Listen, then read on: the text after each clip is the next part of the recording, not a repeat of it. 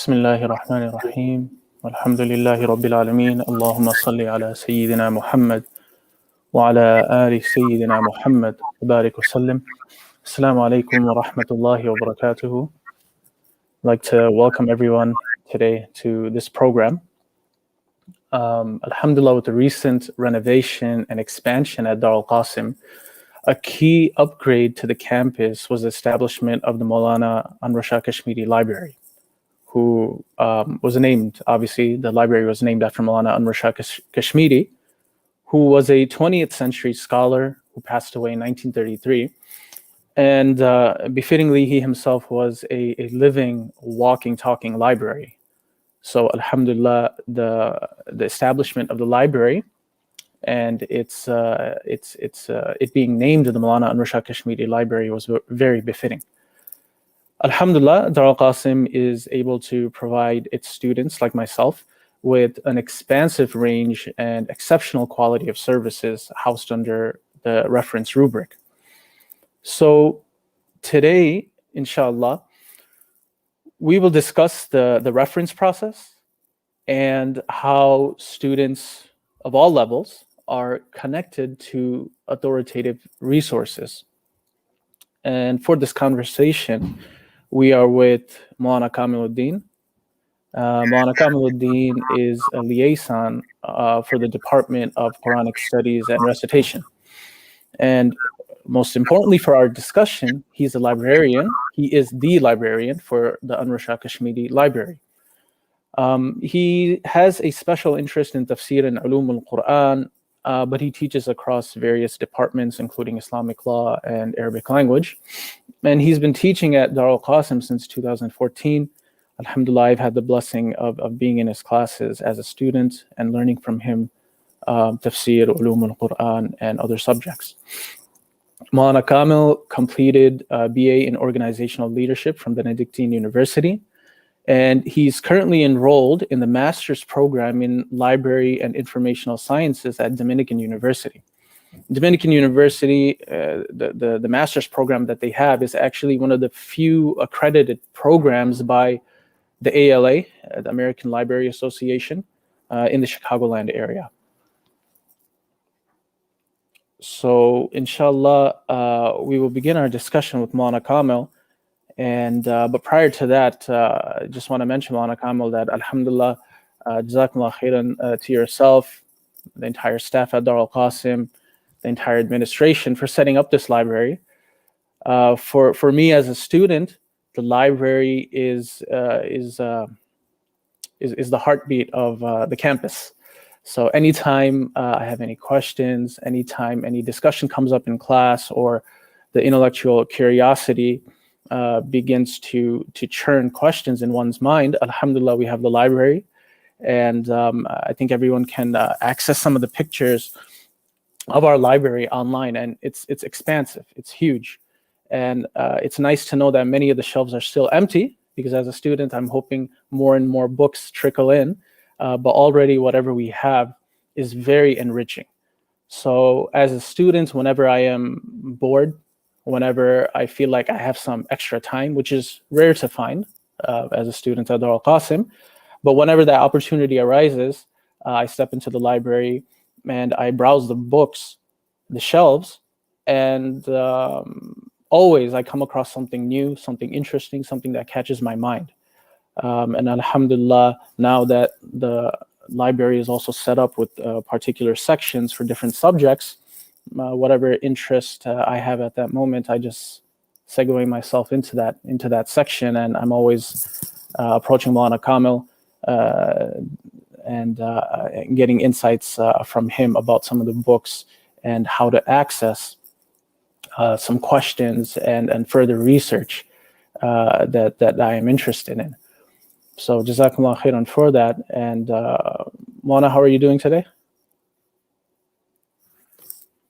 Alhamdulillah. Jazakallah khairan for the intro, Hafsraz, and for giving the audience a glimpse of your perspective when it comes to utilizing the library. It's very beneficial. Alhamdulillah. So the library means a lot to me, but most importantly, I need to learn to maximize the services offered. So just in general, can you describe to us the reference services offered by the library? Mm-hmm. Yeah, Bismillah.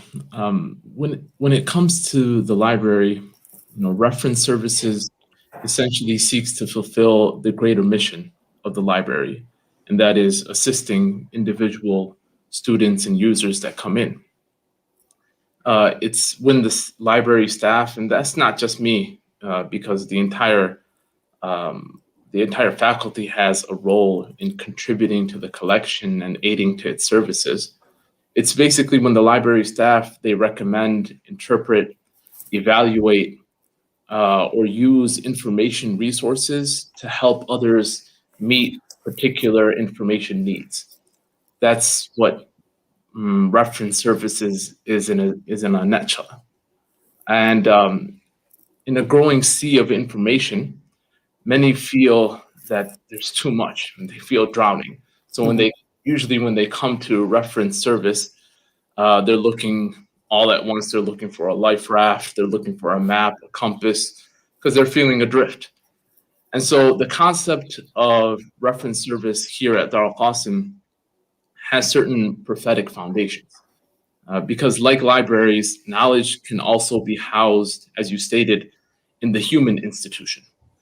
And all the libraries of the world combined cannot equate the knowledge and information housed in the heart, mind, and soul of Rasulullah sallallahu alaihi wasallam. So when people came to him and asking him questions, he provided instruction that fit their needs. For example, you'll see some titles like رعايته صلى الله عليه وسلم الفروق الفردية في التعليم. The Prophet ﷺ's care for the individualized differences that people came to him with. People came to him overwhelmed, people not knowing what to do. And if you look at like some of the ahadith under the section of Awsini, they come to the Prophet ﷺ and ask him for advice. For some, he would say, اتق الله حيثما كنت. For others, he would say, لا تغضب. And for others, he would say, لا يزال لسانك رطبا من ذكر الله. And so the different, we see that the Prophet ﷺ is addressing individual needs. And so reference service, it's not just a place. We have this big white reference desk in the front of the library, and people think that, the reference service occurs there. But the skill of interpreting and evaluating resources, it occurs in the classroom, it occurs in the stacks, it occurs in the reading rooms, it occurs wherever students seek out that collaboration. And it definitely has an educational impact on students.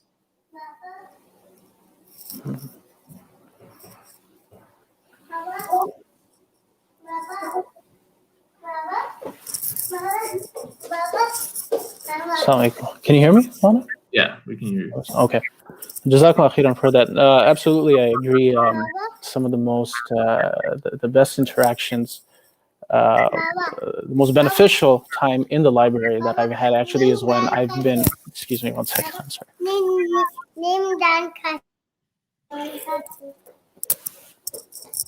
Sorry about that. Has been when some of the teachers have conducted an individual class actually in the library. And I think I've been able to get the most out of those experiences because of, like you said, the human element, the heart of the teacher, which houses the knowledge that's present in the books. In terms of search techniques to find the right answer, I've approached you about this before. When I'm looking for an answer to a question or a further discussion on a particular topic, what would you advise in terms of the search techniques and how to maximize that? The Mawlana Anwar Shah Kashmiri Library, we consider ourselves a special academic library because we serve students who are looking for a wide range of answers depending on their needs. And the search techniques can fluctuate based upon the question, but there are some commonalities that you'll find in all in all cases. And so we are serving the student of today. And the student of today, they're accustomed to asking Siri, Google, or Alexa a question and instantaneously receiving an answer.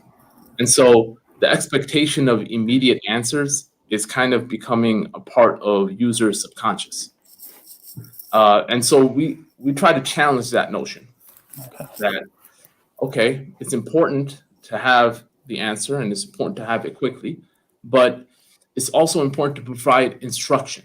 In each reference exchange that we have, it's important to have an instructional element there.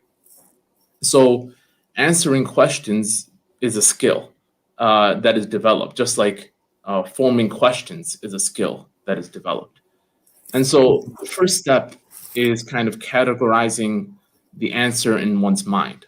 So for example, a student comes in, his question may be quick or it may take some time. So a student can come in and ask, what year did Imam Maturidi rahimullah pass away? So that's a relatively quick answer. You can find that relatively quickly.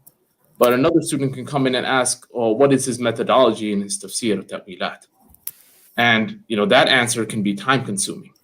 So if you're able to categorize the answer in your mind, you organize the flow of the interaction. Another aspect of categorizing it, the answer is to identify whether it's specific or cross-disciplinary. So a person can come in and ask, he's looking for Mawlana Abdul Hayy Laknawi's Risala on i'tikaf. And so that's something specific. Mm-hmm. And another student can come in and ask, he's doing research on the masail of i'tikaf. Both could potentially be pointed to the same resource, but being alert to the differences in questions is important in this exchange because it helps in structuring the search process. Factual information, usually you can find that in one classification area of the library. Whereas analyses, they require more of a cross-disciplinary perspective. And so you'll find that in multiple classification areas of the library. So the student that came in asking to research the masail of i'tikaf, he could potentially be directed to the fiqh and fatawa section. Mm-hmm. He could be directed to the ahkam al-Quran section. He could be directed to the majmu'at al-rasail section. And so again, categorizing the answer is important. And some students they're satisfied with being a single source being identified for them, whereas other students need multiple sources. So I would say that's probably the initial step, that you categorize the answer through different dichotomies. And then the next step is something that we do without consciously spelling it out. We do it subconsciously, and that is to kind of visualize the search strategy technique. Without actually practicing it, just visualize it. It's kind of a rapid mental slideshow, right? That is the source a book? Is the source in a database? Is the source an article? Thinking about the format, is it a PDF or a print? Thinking about the category, thinking about the reading level appropriateness of the student. Like, for example, Shaykh al-Hind students may not have certain Arabic skills for certain books. Some students may not be able to read the Urdu fatawa literature. So looking at the reading level appropriateness of the questioner. And then that will likely lead to follow-up questions. And those follow-up questions kind of help triangulate them into the right sources. And then you let the student or the user, test the waters to see if what they have found is what they were looking for. And then they may come back for follow-up questions.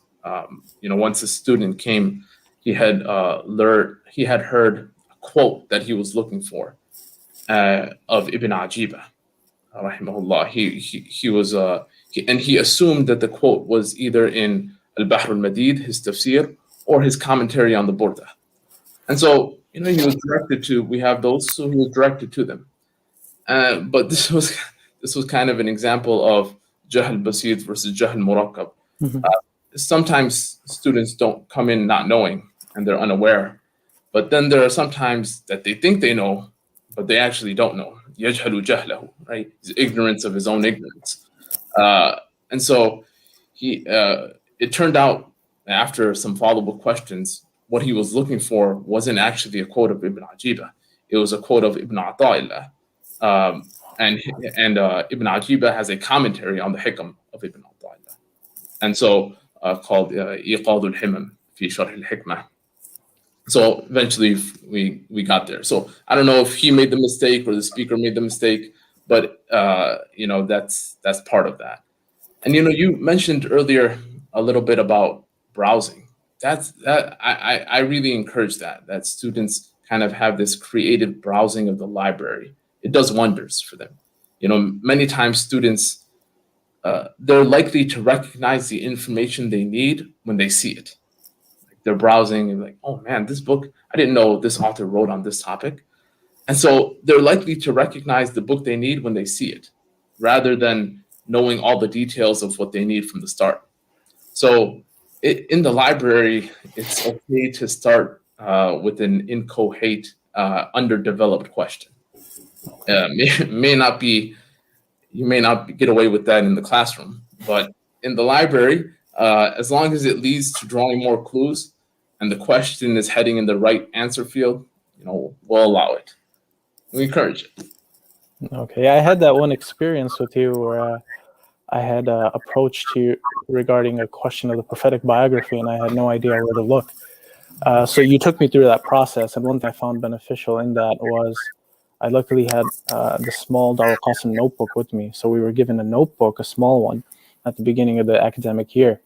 So that notebook is something I bring to the library. So as you directed me that day, and inshallah in the future, searching through, we end up finding small little tidbits that are interesting or related to other subjects, and often do jot that down in the notebook.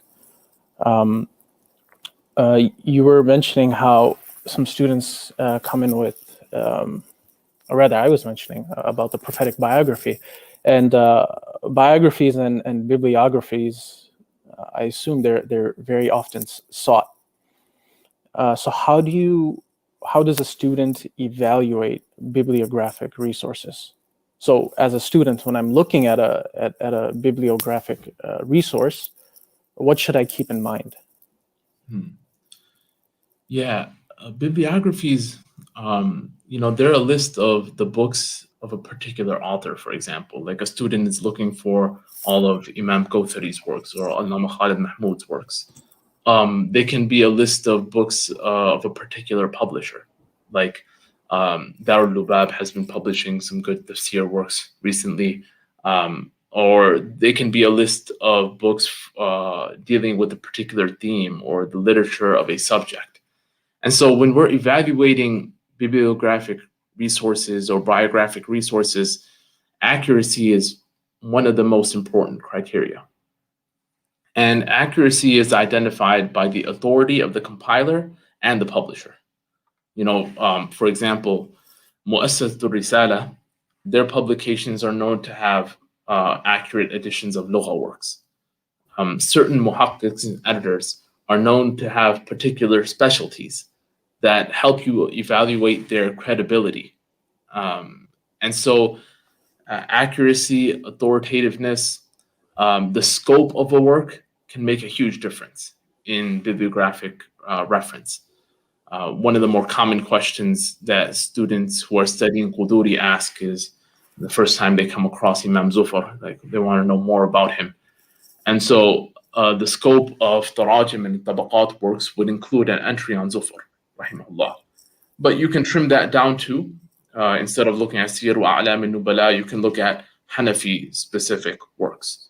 And then you can trim that down even further on works specifically on him, like Lamahat al-Nadhar fi Sirat al-Imam Zufar.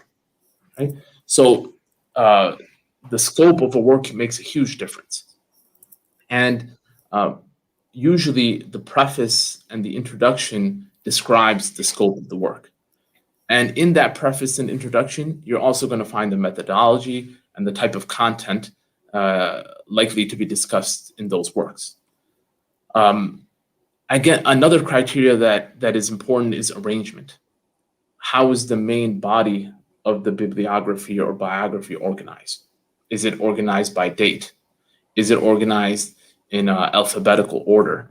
Is it organized by subject or even geography, like the ulama of ma wara al-nahr here, and then the ulama of this area here and here? So that's an important criteria to look at, arrangement. And a tremendous aid in figuring out the arrangement is the indexes. They help in providing alternative ways to access the material. One way is, kind of going through the table of contents, looking at the chapter headings, but the indexes, especially if they're of different types, an index on the ayat, index on the poetry, index on firaq, depending on the different types of indexes, they can really help in providing alternative ways to access the material. The first point you were saying about accuracy, can you clarify what you meant by accuracy? Is it the content material, or is it in terms of the publication and what manuscripts they use? Yeah, that's good. That's a good point. I would say both. It has to do with the publication, because the accuracy is dictated by the authority of the author, but also in our classical works, the authority of the muhaqqiq. And we know that there are certain muhaqqiqs that have certain specialties. So their editions give you more credibility in their work, and as well as going through the description of the manuscripts. That's also an important aspect of accuracy as well. Okay.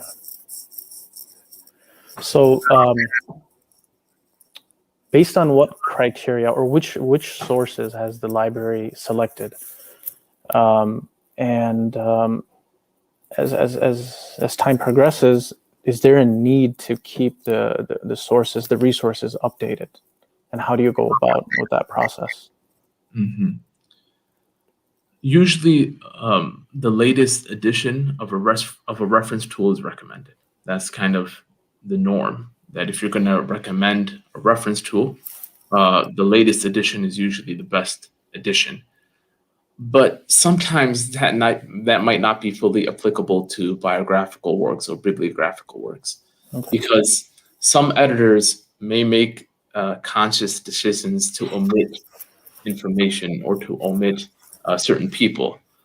And so older editions can be valuable because of the contributions of those of the muhaqqiqun, the editors, or the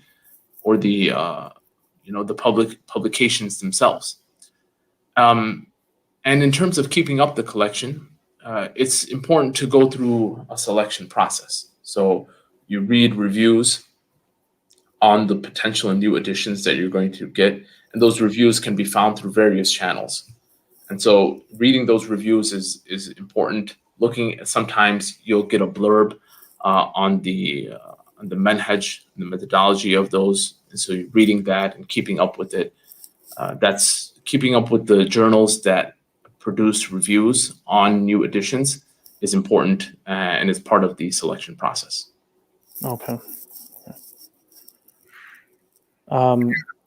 Moving on to a bit of a different topic. Given the ubiquitous nature of the internet and the proliferation of technologies, how does one manage the printed multi-voluminous copies and encyclopedic material with its digital counterparts? So what are some of the benefits of the digital resources versus the physical ones, and vice versa? Mm-hmm. Yeah, encyclopedias and digital encyclopedias are a great resource for initial reference. They provide succinct, user-friendly information in whichever field a person searches into. But yeah, as you were saying, the current proliferation of electronic and open source encyclopedias, they're there, but I wouldn't say they necessarily replace the printed volumes in our field. And don't get me wrong, the electronic ones are great. They are searchable in a much easier way. They are dynamic and responsive, depending on which ones a person is using. And probably their greatest advantage is that they are updatable instantaneously. But we usually deal with more specialized subject encyclopedias. And this is where there is a benefit in the print form. And the reason for this is because if we ask the question, how do minds retain information? There has been research conducted on how the digital platform and scrolling, how it affects what they call WMC, working memory capacity.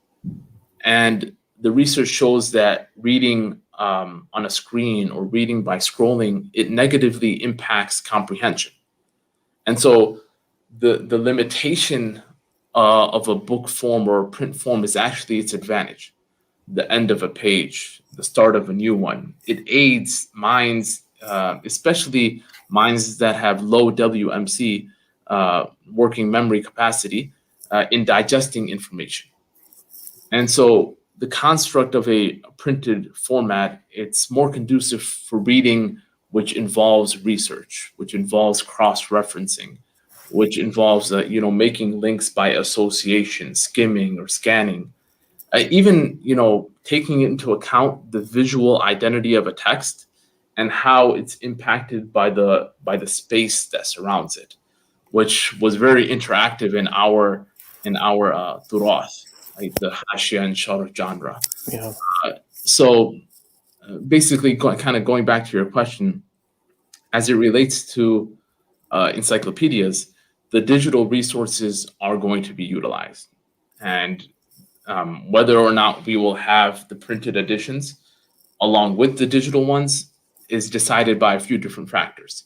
One, our constituency and the demand for online research, the option for remote online access, as you were speaking about shelf space for those printed versions, and depending on the vendors and the combination of purchase possibilities that they provide. Okay. So with that, coming to databases and the use of them, databases and indices, they are the most accessed material. How are databases used by a student? And what should a student do when they don't have access to a full text? Mm-hmm. Yeah, databases are one of the most used library reference sources because they can provide a combination of current and historical entries on articles, on books, even dissertations and other searchable items. So usually students start their search in a database before even cracking open a book, because they'd rather use short articles over an entire book in order to understand an issue or a subject. And there are different types of databases. Some provide full text articles, others just provide a citation or an abstract. Some are free, like Google Scholar and other open access databases, and while others are available through a subscription. So in terms of which ones to use, it's important to understand the quality of information that a person wants before starting a search. So at Darul Qasim, our users' interests tend to be more specialized. And so it's vital for them to choose subject-specific databases or subject-specific journals. And the difference between a journal and a database is a journal is a collection of articles of a particular subject area that's usually published on a regular schedule, sometimes 4 times a year, kind of like a magazine. But these articles are usually scholarly, peer-reviewed. They're read by researchers in that field. So, for example, the Journal of Islamic Law, published by Harvard Law School, is of possible interest to our IFTA students. On the other side, databases are a searchable collection of articles from hundreds or even thousands of scholarly journals. and they pull from different sources. So, depending on where a person is starting, they may want to start in a journal as opposed to a database, depending on where they are in their research process. As for the second part of your question, that has to do with finding an article but not having access to full text. Usually what we try to do is search for that full text in a database that is owned by the library, or in the library's print collection, maybe. If we're unsuccessful there, then we go to interlibrary loan, or we end up purchasing the needed article. Okay. So can you touch upon the strengths and weaknesses of internet referencing? So, the internet is always going to be recognized as a full-fledged reference tool. And the strengths is a great way to use the medium to its most effective advantage. And probably its greatest and most obvious strength is ease of use. Even if it produces wrong or unfiltered information, ease of use is still a great strength of the internet. That, along with accessibility and potential for instant gratification, are all perceived strengths. Another strength is the audio-visual capabilities that the internet provides. For example, in Tajweed, you can explain the text. You can explain in text form the pronunciation of certain words or dialects, but hearing it will be much clearer. A student he may not be familiar or clear on the procedure of Salat al-Khawf, but when they see or stream a video on it, they're more likely to remember it. So the audio-visual component and capabilities of the internet is a huge strength as well. In terms of weaknesses, the most obvious weakness is the lack of regulated quality control. And to avoid kind of the pitfalls of these weaknesses, students should ask themselves certain questions before they start any internet search. Like, is the internet the best resource for this project? Is the internet the best resource for this assignment? Is the internet the only resource that we have for this assignment? By looking at that, you can recognize whether or not the internet is best used in tandem with other informational media, or if the internet is being used in preference to those other mediums. After that, you can kind of dwindle down what a person wants to do in terms of within the internet. What tools should they use? Should they use a general search engine? Should they use an academic search engine? How do you create the right search terms? Do you have to look into alternate spellings or syntax? And then after that, you evaluate the search results. Because of all the fake news and information that exists in the internet is basically treated as guilty unless proved authoritative. Okay. You always treat it as guilty unless it proves itself to be authoritative. And from there, you can use some of the same criteria that you use for print evaluation. Okay. Wow. Khair, Jazakallah khair, Mawlana. Those are about the questions that I had. I know we can come to you. Your office is right attached to the library, and whenever we come to the library, we always see you there. So inshallah, we'll approach you in person as well with any questions, and I'm sure you'll be there to help us, inshallah. But to conclude the program, do you have any concluding remarks regarding the library, literacy, and any of the topics that we discussed? Jazakallah khairan. It was great to talk this out with you and with the audience. Alhamdulillah. Alhamdulillah, we are an academic library, and we are responsible for helping students make a transition to more structured research. And there's definitely a blend of structured knowledge seeking with independent knowledge seeking that we try to accommodate and encourage within the library. And that's aided by both the faculty, the presence of the library. One of the best ways for students to learn is when they have a topic to research, because that forces them to come to the library.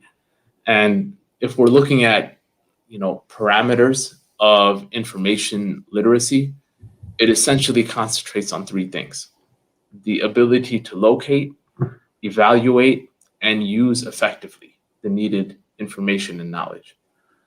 And so once a person locates it, they have to evaluate it, and then they have to use it and represent it and represent it. And so to be information literate and knowledge literate in our times, one needs the skills of research coupled with critical thinking. And we hope to develop both of these things moving forward. Inshallah. Jazakallah khairan. Thank you everyone for joining us, and most importantly, Mawlana Kamil, our librarian.